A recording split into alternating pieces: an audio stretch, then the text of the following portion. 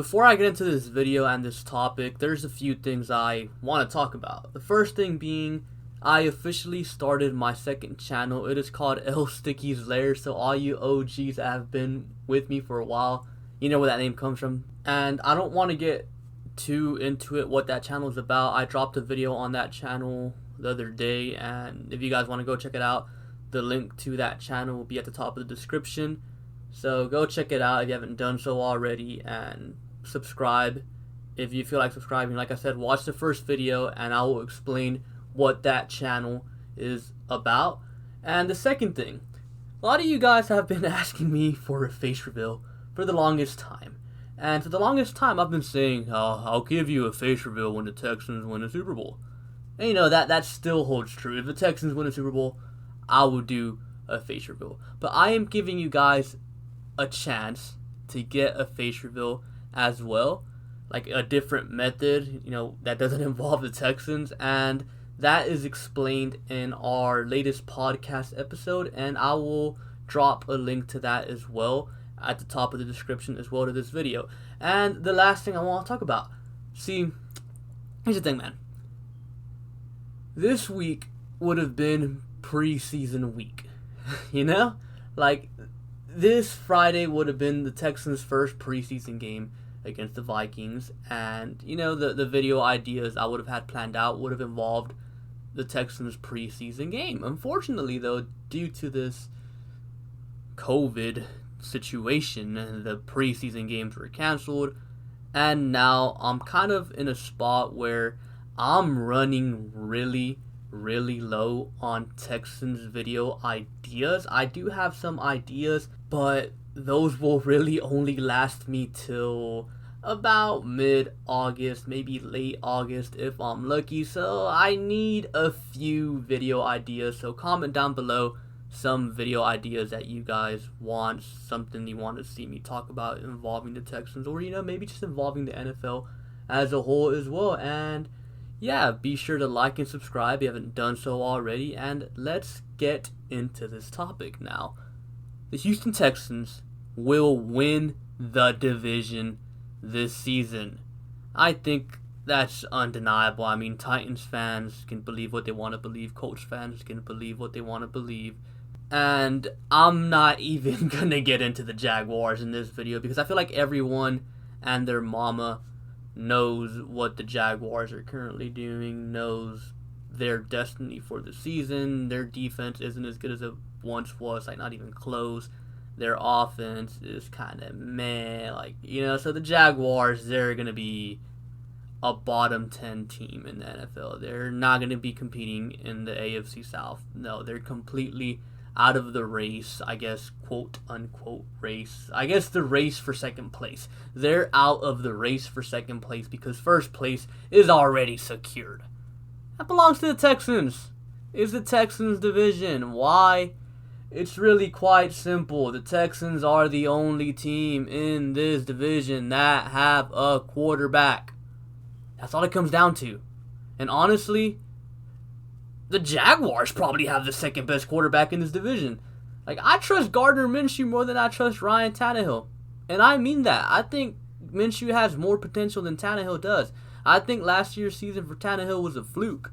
I really do. Like, what are the odds dude shows up to Tennessee and he was, you know, garbage his whole career in Miami. He was bad. He only had, like, one decent season. But other than that, he was a bad football player. But then all of a sudden he shows up and starts handing the ball off to Derrick Henry every other play. And all of a sudden people want to consider him good? No, buddy, no. And have you seen the Titans schedule? It is brutal at the start of the season. And I have to mention as well, Derrick Henry doesn't do good at the first half of the season. Derrick Henry gets going in the second half of the season. So Ryan Tannehill cannot keep that Titans team afloat. They're going to lose a lot in the first half of the season, and they'll start winning towards the end. I'm probably, you know, finish 9-7 yet again. And 9-7 is not going to win the AFC South. A lot of people are saying, oh, you know, the Titans made the AFC Championship game last year. But yeah, that was more of a fluky, magical run type of thing. It wasn't something that was kind of brewing over there. Oh my God, the Titans are turning into this team to be reckoned with. No. That's not what it is. Like, they just had a lucky little run, and their offensive line got weaker. They replaced Conklin with a rookie right tackle, and like, with this whole COVID situation, like, you can't expect a rookie to come in here and pick up where Conklin left off, I guess you could say. Their wide receiver situation, besides A.J. Brown, is a complete and utter mess. They don't have Delaney Walker anymore. Corey Davis, he's a bust. Adam Humphries, come on, please. So, who is Tannehill going to throw to? You stop A.J. Brown. You contain the run. That offense isn't scoring more than 17 points a game. 20 if they're lucky. And that defense, it's not good. Adoree Jackson, he is an average corner. Malcolm Butler, he is known to be trash. Now, they did draft Christian Fulton, but again, with this whole COVID situation, you can't trust rookie players unless they're a rookie running back. If they're a rookie running back, then they should have no issues having success this season. But any other position, I feel like it would be risky to trust them, especially early on in the season. Now, if you're talking about, week 10, 11, 12, and so on and so forth, then yeah, you can trust them. But, like, Tennessee's defense isn't too scary. They lost Casey. They lost Logan Ryan, and even though Logan Ryan wasn't good, like, I'd still trust them slightly more than a rookie in this terrible mess of a COVID situation that we're currently in. And they brought in Jonathan Joseph, and Jonathan Joseph is not a good player. As a Texans fans, we know this firsthand. I mean, their safeties are pretty good. Kenny Vaccaro, nice little block safety, and Kevin Byard, one of the better young safeties in the NFL. I think he's a top 6 safety in the league. And other than that, though, like, they're not that impressive. Yeah, Jayon Brown's decent. So is Rashaan Evans and Harold Landry. But Vic Beasley, you're trusting Vic Beasley to be one of your premier edge rushers? No. Now, I do love Jeffrey Simmons, though. I will say that. Jeffrey Simmons, great player. He's going to be a force in the league for years to come. One of the better interior pass rushers in the foreseeable future. I can definitely see that happening. But Tennessee's defense isn't going to be anything special. Their offense isn't going to be anything special. But in typical Tennessee fashion, they're going to be a 9-7 team. I just do not trust Ryan Tannehill. I just do not trust him. Like, he's either going to get hurt, how he usually did in Miami, or he's going to go back to being bad, how he was in Miami. And with the Indianapolis Colts, how in the world do you downgrade from Jacoby Brissett? Really? How do you downgrade from Jacoby Brissett? Phillip Rivers is done. How do you not see it? And not only that, the Indianapolis scheme does not fit with his play style. The players that Indianapolis has does not fit with his play style.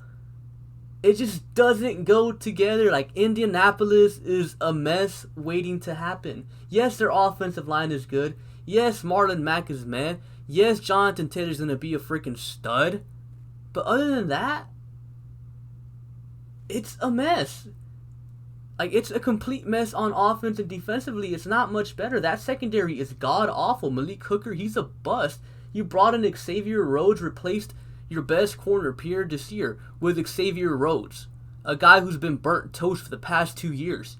Yeah, let me know how that's going to work out for you. Just because a guy that's been terrible for the past few years comes to the Colts doesn't mean it's going to automatically turn good. No, it doesn't work that way. Now, Justin Houston, he's nice. Obviously, Darius Leonard, very good player. And I love DeForest Buckner. Like, God, when the Colts traded for DeForest Buckner, I was pissed. I know a lot of fans in the NFL were making fun of the Colts for trading for him. But no, DeForest Buckner for a first-round pick, what was it, 14th overall, something like that? It was a good trade. I think the Colts won that trade. DeForest Buckner is a very, very good player. I absolutely love him, so no complaint there. But other than that, the Colts defense isn't anything special either. It's middle of the pack. But where the issue really lies is the offense. The only reason why the Colts won games last year was because Jacoby Brissett didn't turn the ball over. He was careful. He didn't take risks. Guess what? You got the complete opposite of Jacoby Brissett now. You got a guy who is a straight-up gunslinger. All he does is turn the ball over. So some games that you would have won with Brissett, you're going to start losing with Phillip Rivers. Yeah, Phillip Rivers might win you some games that you would have lost with Brissett because of that gunslinger mentality, but still, though, it's going to cancel out. And it might end up churning out worse because, look, Phillip Rivers, at this point in time, can't throw a football further than 35 yards accurately. See, that would be okay if he was like Drew Brees and he didn't try to throw the ball downfield, but he's not like that. Like Phillip Rivers, all he does is try to throw the ball downfield. The issue in Indianapolis is, though, they're not like that. Look at their receivers. T.Y. Hilton, under 6 feet tall. Paris Campbell, barely 6 feet tall. Zach Pascal, he's 6'2", but he's not a big-bodied receiver. The only big-bodied receiver they have is Michael Pittman, who they just drafted in the second round. And like I was saying about Tennessee, you cannot trust rookie players this year like that. And even then, I wasn't high on Pittman either. I don't think he's going to be a good player. I really don't. Just because he's big doesn't make him a good player. Yeah, no, he's probably going to ride the bench for the year. So Phillip Rivers don't have a Keenan Allen. He don't have a Mike Williams where he could just throw the ball up in the air to them and hope he catches them. That's his play style. The dude is like almost 40 years old, man. He is not going to go to a new team and change his play style. Phillip Rivers is who he is. He's not going to become this dink and dunk safe quarterback that you guys want him to be. No, he's going to sling it around. Sometimes it's going to work, but for the most part, it's not going to work. It's not. It's just a complete mess. Yes, you guys can pound teams into submission with that awesome offensive line, and Jonathan Taylor, please, for the love of God, start Jonathan Taylor over Marlon Mack. Nothing against Marlon Mack. He's a decent back, but Jonathan Taylor, he is an elite back. I feel like he could be an elite back in this league.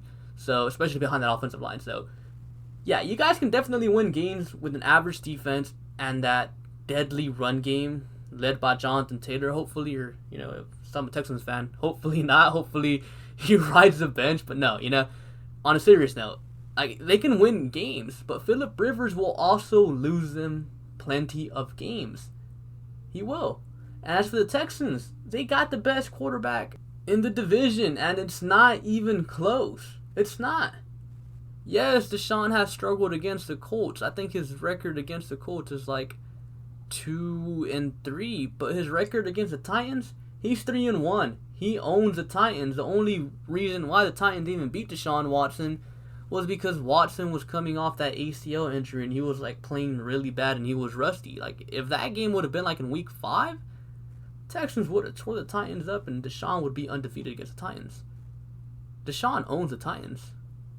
And, once he starts growing as a quarterback, he's going to start owning the Colts too.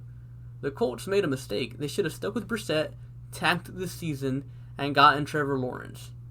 But instead, they went to go get Phillip Rivers, and now they're going to be an 8-8 team. Not only that, look, I know what you Titans fans and Colts fans are going to say, so I'm gonna shut that shit down before you even start. The Texans have a bad offensive line. No. The Texans have the second best offensive line in the division. We have a top 3 left tackle in Laramie Tunsil. We have a very good rookie from last year left guard in Max Sharping, who's only going to get better. Our center is very nice. Our right guard, he's decent, good pass blocker, not a good run blocker, but still, he protects Deshaun Watson. And our rookie first-round pick right tackle from last year, who everyone thought was going to be a bust, including about 98% of Texans fans. Well, yeah, he proved everyone wrong, and he was easily the best offensive tackle from last year's draft class. He's coming back this year. The Texans' offensive line is not bad. If Deshaun Watson learns how to get rid of the ball on time, this Texans offensive line only allows 22, 23 sacks a year max. They're that good. But yeah, sure, keep believing your stupid little narratives about the Texans offensive line being bad. Or how about this? But you traded D-Hop. Without D-Hop, you guys aren't winning anything. Will Fuller still owns Adoree Jackson. Is Malcolm Butler going to keep up with Brandon Cooks or Will Fuller? No. And then you still got to deal with Kenny Stills and Randall Cobb. Okay, buddy. The Texans easily have the best wide receiver core in the AFC South, and it's not even close. It's not even close. So the Texans have plenty of weapons, and that's not even to mention David Johnson and Duke Johnson as receiving threats. So even without D-Hop, the Texans still have weapons for days. And with all the terrible DBs that the Colts have, you're not stopping them, son. Just stop. Just stop. And this one only applies for the Colts. T.Y. Hilton owns the Texans. Last time I checked, buddy, last time T.Y. Hilton came down to Houston, Garyon Conley shut his bitch ass down. Bradley Roby didn't even play that game. Bradley Roby, Garyon Conley are going to shut those bum-ass receivers down. So don't even talk about the secondary. Don't even talk about it. Oh, but J.J. Watt's going to get hurt. Well, guess what? Last year, the Texans, without J.J. Watt, they went to Tennessee and whooped the Titans' ass. Without J.J. Watt, they whooped the Colts' ass too. It doesn't matter. Watt can get hurt. We'll still whoop your ass. We have the best quarterback in the division. I don't care. The Texans are taking it, and that's undeniable. Oh, yeah, the Colts got all these players, whatever. I don't give a fuck. Oh, the Titans went to the AFC Championship game. I don't care. The Texans have owned the AFC South for the past decade, and they'll win it again this season. And yeah, that's all I have for you guys for today. Comment down below why you think the Texans will win the division, and if you're a Colts fan or Titans fan, cry more because the Texans are winning this. And yeah, just a little fun video, a little talking mess. Football season's like a month away, so it's all good and fun. Just having fun with it. But yeah, be sure to like and subscribe. Thank you for watching, and I'll catch you guys later. Peace.